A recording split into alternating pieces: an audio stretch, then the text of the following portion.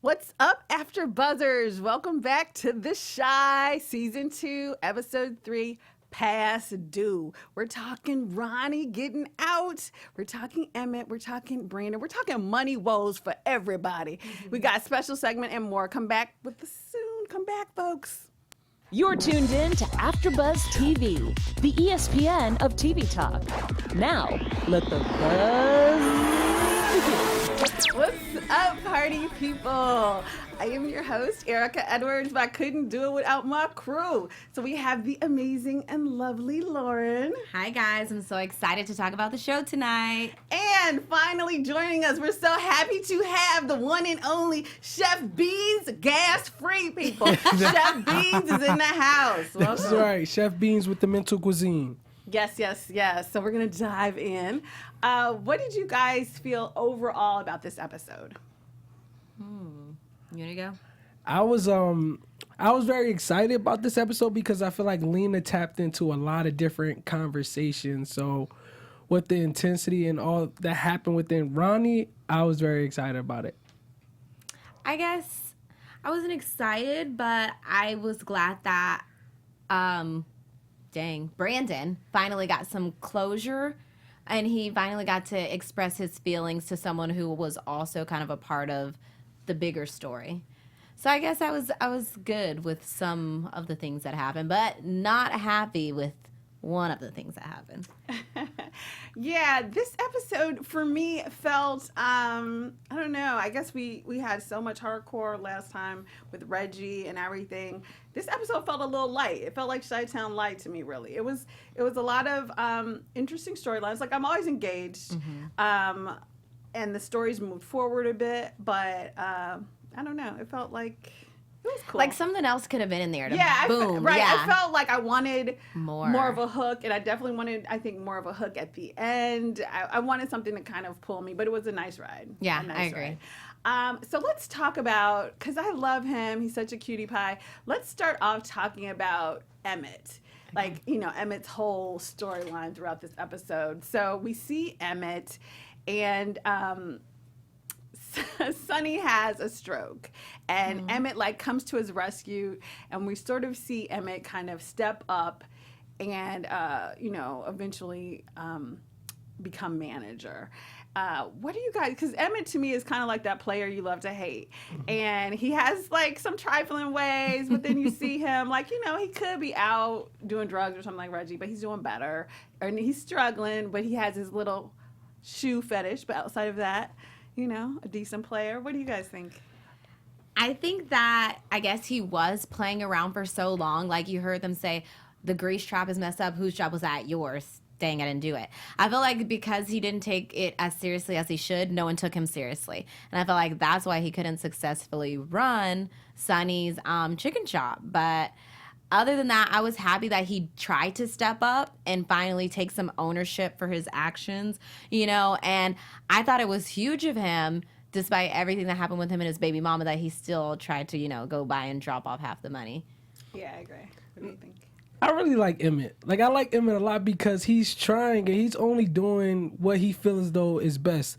Like when Sonny told him to go out, basically take care of the situation with Brandon. He took care of it. He didn't back down. And he's the reason why Sonny is still alive. So he's under a lot of scrutiny as a 17-year-old young black man growing up in Chi, but he's really just trying to figure out while being a father, while being a son, and while not trying to go the stereotypical route of an inner city black kid as far as hitting the streets. Exactly. And one of the things I love about Emmet, and I have a picture of it here, our very first photo, is Emmet meeting with Sonny's daughter. And what I love about Emmet is Emmet takes every situation to get his hustle on. So whether it's the shoes or it's the weave or now, he's like, well, I can do this. So I do like his grind because I feel like whatever it is, you can't say Emmet is lazy. You know what I'm saying? Because anytime he has that opportunity, he sees it. It's not like for illegal means or anything. It's like, oh, okay, I see a business opportunity here. I'm going to make a move. And I really respect that. Yeah, because he said, why close the shop down when it can be making money? So yeah, you gotta respect the hustle. Now what he does afterwards, whatever. Exactly. So the thing with Emmet as well is that he him and his baby mama issue. So, she comes in acting a fool at Sonny's, and I kind of admired the way he handled it because he didn't get rah-rah with her. Mm-hmm. And, he offered her money, and she's like, F you, and so he still goes by the house. And so what do you think about the last scene that they have of the two of them hooking up? Like, what are your thoughts on that? I'm honestly not surprised. I felt some sexual tension there between them. I wasn't expecting it to happen this soon, episode 3, but it happens. I'm not surprised because, she broke up with the last man. She might be one to get on again. I was just like, I knew it was bad whenever she said, EJ's not here. I was like, oh, goodness, this can only go 2 ways. Exactly. So, of course, that's the way it went. Right. No, I saw it coming from a mile away. The second that he offered to give her the money, he's basically showing her, like, yo, I'm trying to, of course, that sexual chemistry was there if they have a kid. So clearly they're attracted to each other, but I'm not surprised, like, at all. Like, I knew it was going to crack eventually. Exactly. I mean, I am I hate to say it, but I always feel like anytime you date a guy and the child is under 2, there's always a chance for him to backslide to the baby mama. Like, I fundamentally believe that to be true. That's a good point. Like, there's always the backslide potential because the child is so young and clearly they were together not so long ago. So I definitely feel that. Although I am going to say this, like, not to get too graphic or whatever, but Emmett gets down with everybody, and we have not seen him crack open a condom yet. Ooh. So that was really the whole thing. I thought when I saw that whole episode, I was like, well, this looks great and exciting, but it also looks like, okay, baby number 2 is gonna, I was honestly wondering that too. Yeah. Baby number 4. I was just like, true. I was baby number 2 wait. with Tiffany. Oh, Exactly. Yeah. I was like, I didn't see any type of reference to protection. Right. And then on top of that, I think this is gonna make him sing EJ harder. I feel like she's gonna like use this against him. Like, if we don't continue to have sex, you can't see your baby. Oh, you put it on me one time and that's it. Like, she's gonna want more. She's gonna want a relationship. She's gonna want something. Like, this. I don't think this is gonna end well. Yeah, I agree. What do you, Chef Beanz? Why you looking like that? What does the brother think? Because it's like when women sometimes, like I said, I'm saying sometimes because it's subjective, have the baby, they can have the power in a sense, like they can use it as leverage as far as still having control over the male. Mm-hmm. And clearly she's using this as control. He's like, look, I'm just trying to see my son. Well, he's at my mom's and my mom doesn't like you, is all like a power thing. So hopefully she doesn't try to use the baby to flex on him. But I mean, she's already doing it, but I wouldn't be surprised. And I think them having sex, I'm not going to say it's adding too much messiness, but it could be, toxic. Yeah. More toxic. I agree, because I feel like you thought she was crazy before and you weren't sleeping with her. Now she's going to be really rah-rah. And especially my thing with Emmett, too, is not that it's a bad thing, like he's young or whatever, but even with Keisha, he's not really with just one person. So that's why I feel like it's going to be drama with her, because I've never seen him really be true to anybody. He's not really interested in a commitment. So I feel like she's going to get a little crazy with him. So, but we'll see. We'll see how it goes. We wish you luck, Emmet. We will send you Trojans in the mail. You need to be strapping up. Okay. But before we move on to Ronnie, Chef Beanz, take it away, sir. Yes. So before we move on to the next topic, we just want to say thank you for making us the ESPN of TV talk. We couldn't do this without you. But before we continue, we need you to do a few things. First, if you're on YouTube, please give us a thumbs up. If you're on iTunes, leave us a 5-star rating. But no matter where you are, please leave a nice, healthy, smooth comment.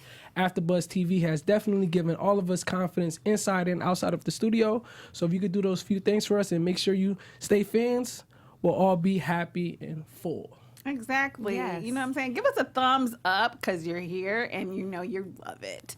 Yes. someone just gave us a thumbs up. So thank Yay. you. Oh my gosh. I love you. I love you, boo. I love you. Okay. This for real. Like, for real. Okay. All right, you guys. Moving on to a big portion of this episode was Ronnie. And I don't want to say I told you so, but I told you so. And I said Ronnie was going to walk free, and Ronnie has walked free.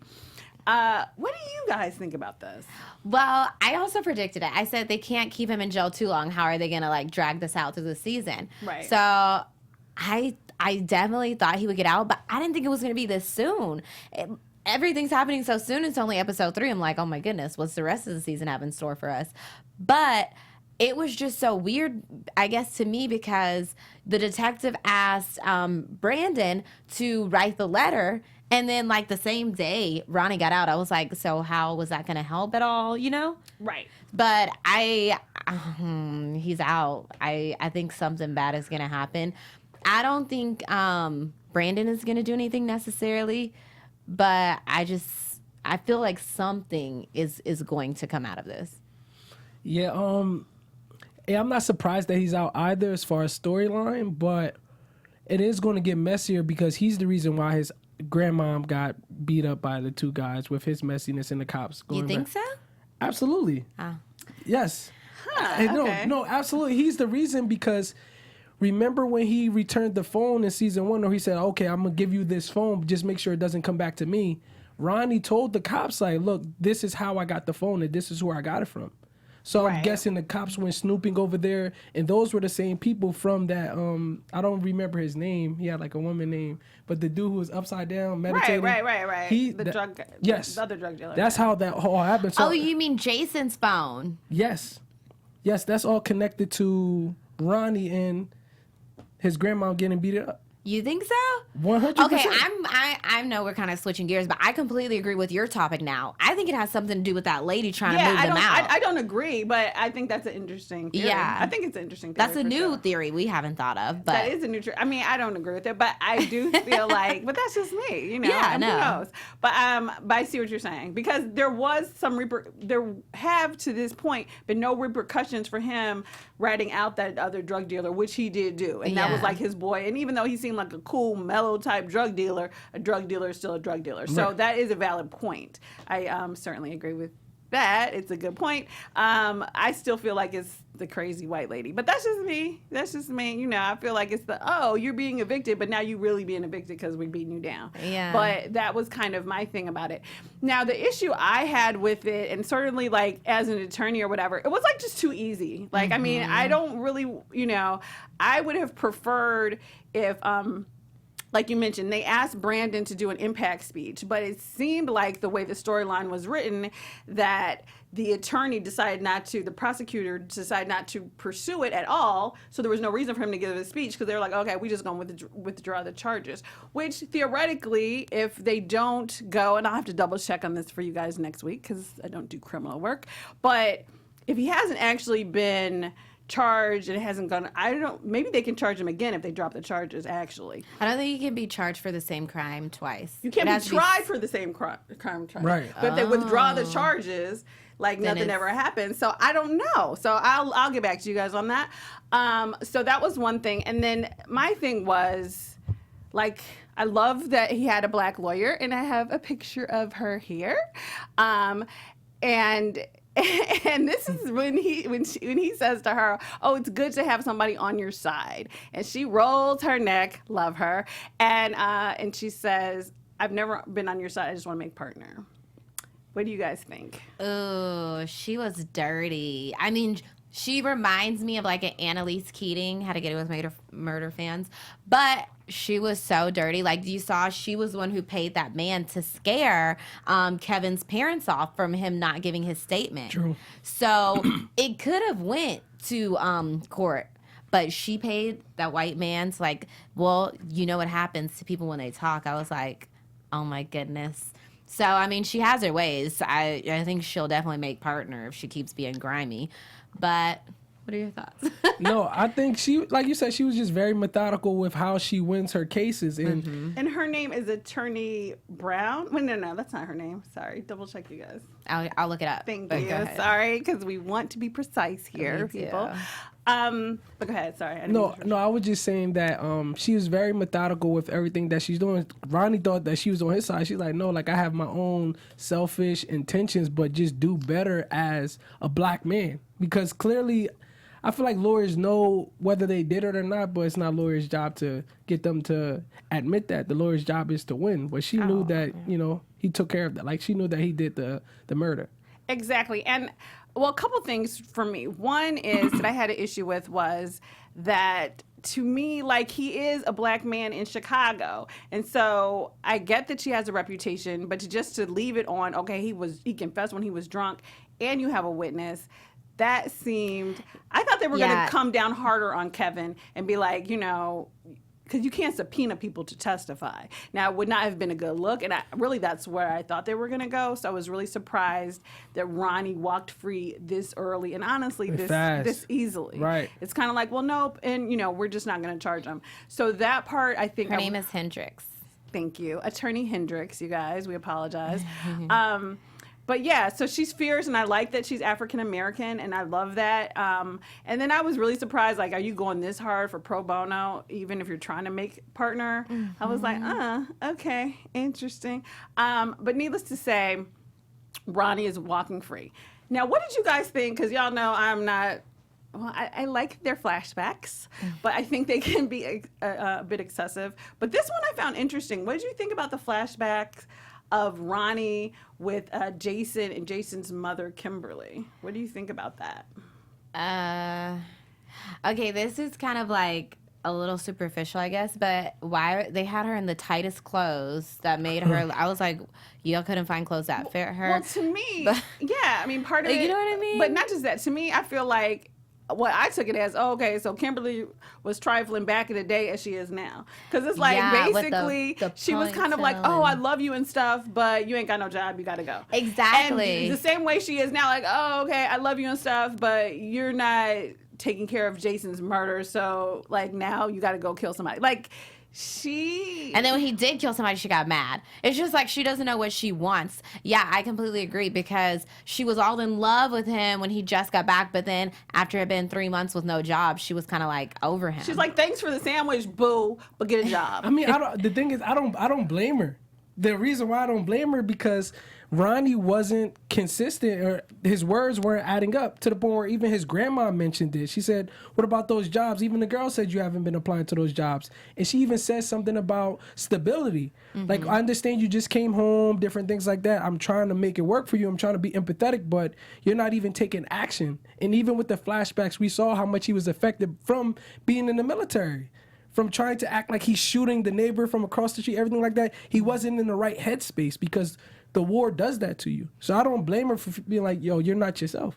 No, I definitely think she should mention it, but I think we're just saying, like, you were wishy-washy then and you're wishy-washy now. She comes down really hard on him, and to me, almost to the point of adding additional pressures in his life. And, like, I agree with you totally. He was definitely impacted by the war, and he definitely had some issues, but she's basically like, oh, okay, yeah, you don't have a job yet, so we need to slow up, pull back. The same way she was like, oh, you know what happened to Jason, you call him your son. Or even when, when Jason was running across the street to the neighbor, and Ronnie pulls him back, and it's like a big flip out, and she's still like, well, you can't be grabbing my son. I don't know. She seems a little extra to me. I mean, I'm just going to say. But I'm just saying, like, I can you see. Agree with her. I can see where she's coming from, because she has a son. She's a single mother, and she's trying to figure it out. So if you have someone who you trusted to watch your son, now he's harming your son for whatever reason. They say, like, don't send the kid back the same way you left, like they left home, type thing. Like, why is my son coming back to where he has an ice pack on his forearm? True. So that was a trigger too. And it's like, you're doing all of this and you're not adding up with your words. You need to figure it out. So that's why I'm understanding of her approach towards Ronnie. Okay.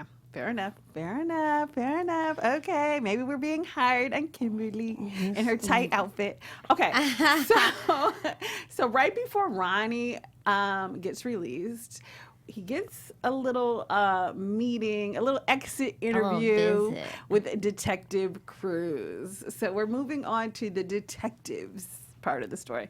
How did you guys feel about what are your positions on Cruz?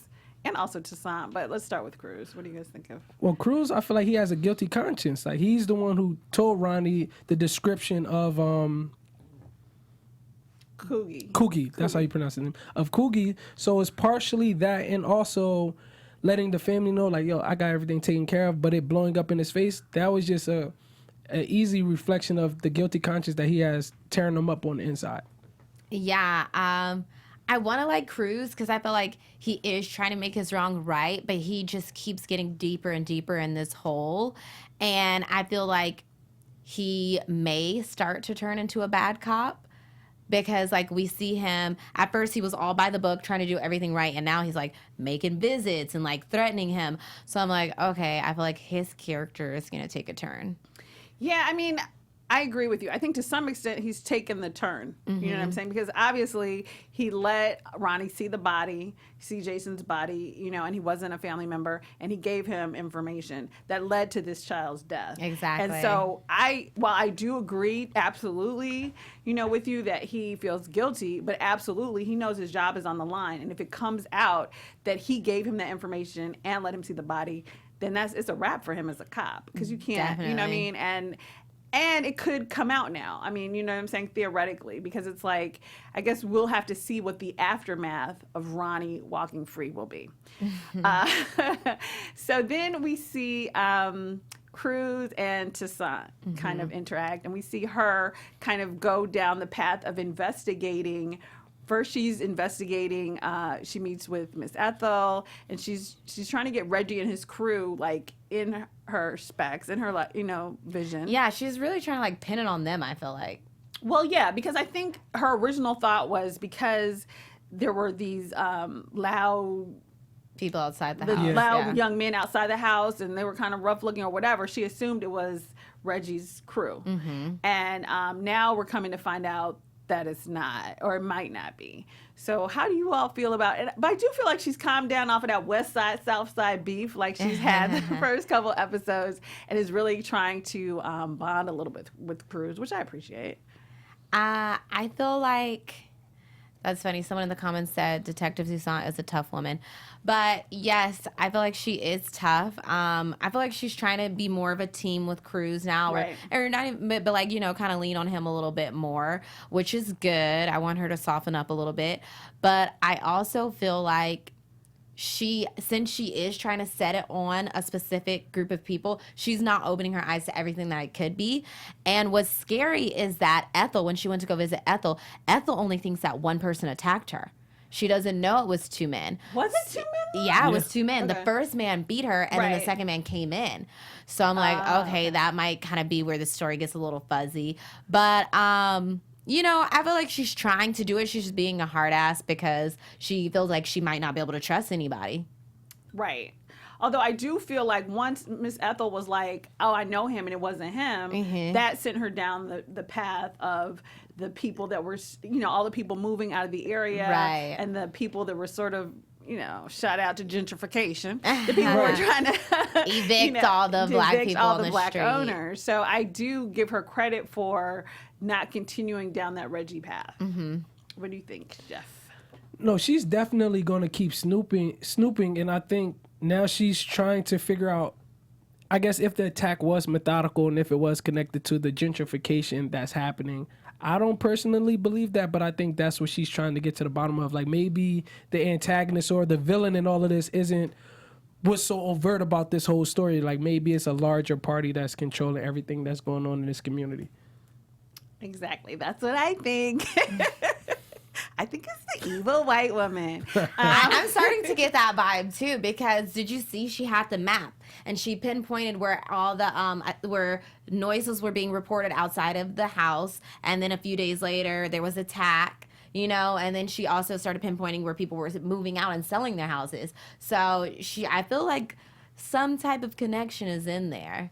I sort of do too, because I originally thought that because the person used veterans as a way to get into the home, I initially thought that was the link to Ronnie. That's what I but thought too. It never really has circled back to Ronnie since then. So it's like, well, yeah, she got beat, but nobody has come to Ronnie like in the prison, like, oh, you got our message, boo, or something. Right. You know what I'm saying? So that's what has led me to believe that it might not be as pinpointed. Like, clearly whoever did it knew about Ronnie, I think, and they knew that they could use that. But that's what made me back away from your idea that it was linked to Ronnie specifically, because I feel like they haven't, you know, he wanted to protect his grandmother, but it's not clear that it was his fault. I thought to he was him. going to get stabbed in jail, honestly.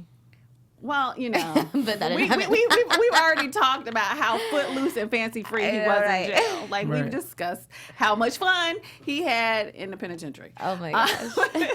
making the best. Can I just say there are two people going in on each other in the comments about Emmett and Keisha going back and forth. We're gonna talk about them next week, but let's talk about this now, guys.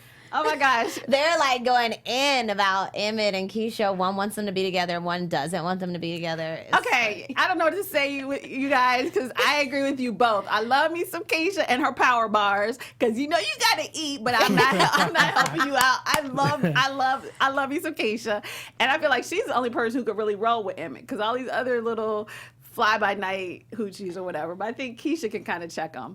But we'll see. Keisha can also probably do better than, I don't know. That's what someone else said. That's what she said. And Keisha could do better than Emmett. But Keisha can do better, but right now we don't have anybody better on the show except for Brandon. So speaking of which, we'll move on to Brandon. Brandon, my favorite. Yes.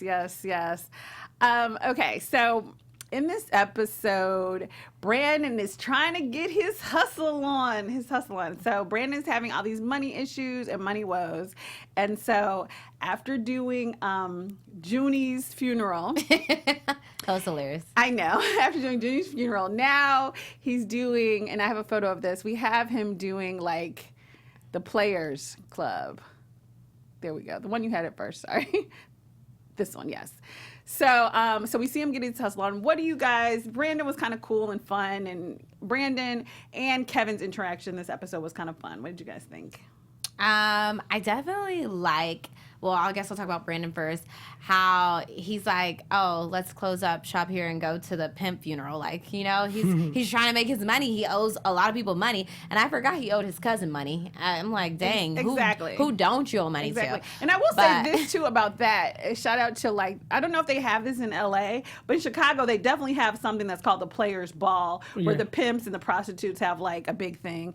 And it's, you know, it's exactly like this. Like, every time I watch the episode, like, I actually have seen, like, one or two people that I know, like, as, you know, background people. I'm like, oh, hey, there's such and such. But, yeah, so this is definitely a very Chicago type, real Chicago flavor to it, which I love. Yeah, so I'm glad he's trying to do that, get his money. And I also like the fact that, you know, he listened to his cousin's advice, go talk to the school, get in that competition and win it.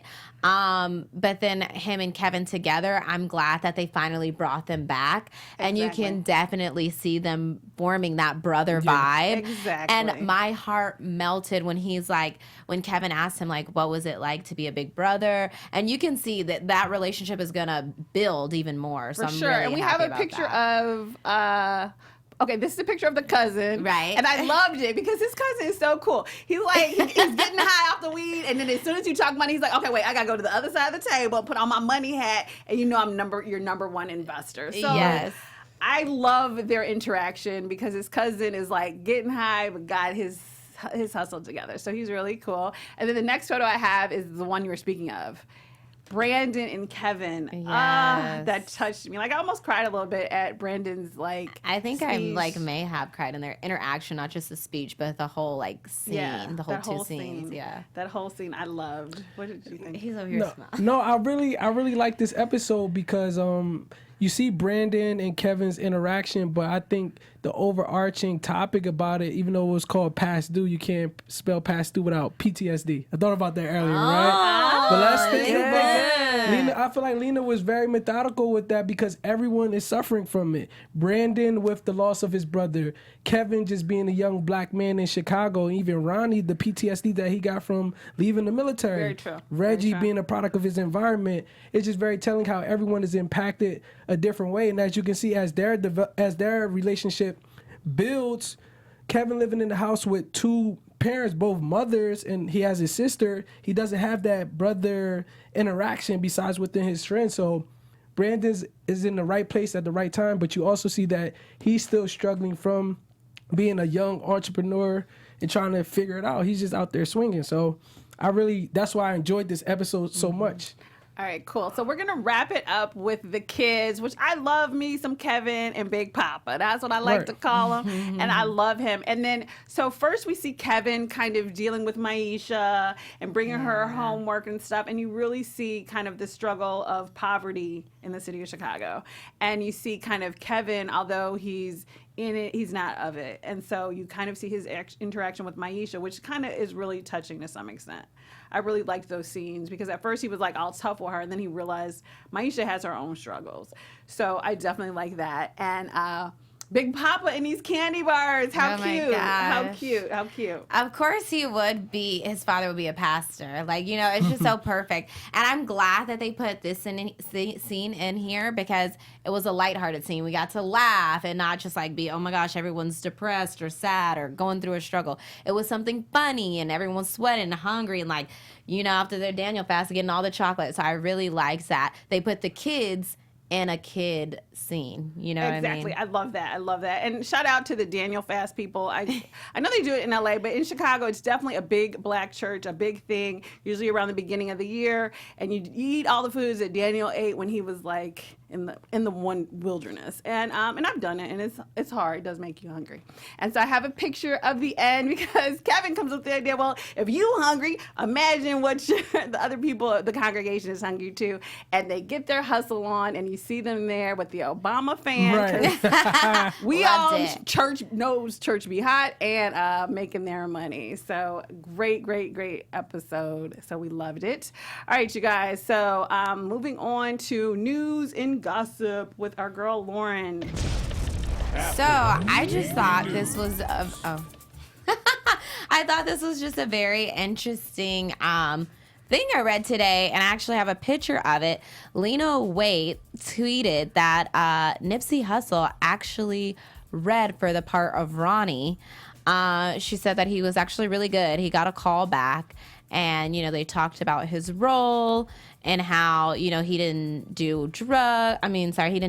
didn't drink or anything, and they thought he would be good for the role. Not sure why he didn't get it. Of course, they're not going to mention it with the you know what happened to him, but I just thought that's a nice piece of information. Yeah, that would have everyone been know. cool. I mean, although Ronnie seems a little bit older, or they seem like they cast it older than Nipsey would have been able to play, but that's super cool. The facial hair, they could have played up with a facial hair or something, but yeah I totally agree. That. Okay, so our special segment is Chi-Town Spotlight, where we spotlight someone from Chicago.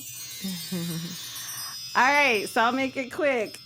The spotlight for today, and we have her picture coming up shortly, is Lori Elaine Lightfoot. And for those of you from Chicago, y'all already know she was elected mayor a few weeks ago to Chicago. She's the mayor-elect of Chicago. She takes office, or she starts her term May 20th, I believe. And for those of you who don't know, she is the first black female mayor of Chicago. Yay. The second female mayor of Chicago ever in history of Chicago. And the first openly lesbian mayor of a major, and I think there's only 2 in the country, and she's one of 2. Oh, wow. So, kind of makes you look at the whole Smollett thing a little differently because, So anyway, shout out to Lori Elaine Lightfoot, the new mayor of Chicago. Black girl magic. Oh, and then another shout out in case you guys, those of you who really watch us and watch the show. Last week, our spotlight person was Benji, and if you watched the episode, there was a picture, the same picture that I had of Benji Wilson, which was a famous basketball player in Chicago that was killed. That was also on the wall of Sonny's chicken pit, along with Harold Washington and Michael Jordan and some other big-time Chicago people, which we will bring to you throughout the season. So, all right, you guys, before we go, let's do predictions right quick. Make it snappy. And now, your AfterBuzz TV predictions. First? Yes. Oh, okay. Take it away, Chef Beanz. Okay, so my predictions are that Brandon and Kevin are going to develop a stronger relationship, and Brandon's going to take his cooking to the next level as far as this competition. Okay. My prediction is that they are going to find out that it's the white lady trying to evict everyone who had something to do with it. She could have been working with other people, but I think the beating of Ethel. I think they're going to figure out who did that coming in the next 1 or 2 episodes. I definitely think Brandon, I feel like Brandon has a really good chance at winning the competition and making a lot of things right. I hope they bring back his mother because I want to know what happened to her. And then I guess I'll make one more. I'm sorry, we didn't talk about this, but this could be part of the prediction. Kevin's other friend, Jake. Yeah. He got the tattoo. So he's going to be in the gang soon.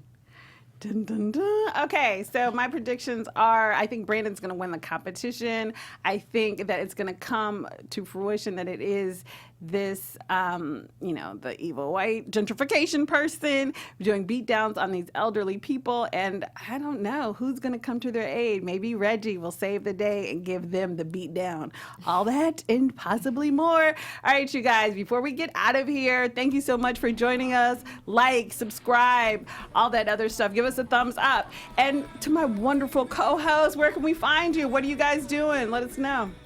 Chef Beanz? You can find me at chef_beans with a Z. You can find me, Lauren Hubbard, on all social media at Lauren the Truth. All right, you guys, thank you so much. And I am your host, Erika Edwards, and you can follow me on all of my social media at Erika, Erika, as in door, Edwards. Ciao for now, folks. Come back here same time next week. Bye. Our founder, Kevin Undergaro, and me, Maria Menounos, would like to thank you for tuning in to AfterBuzz TV.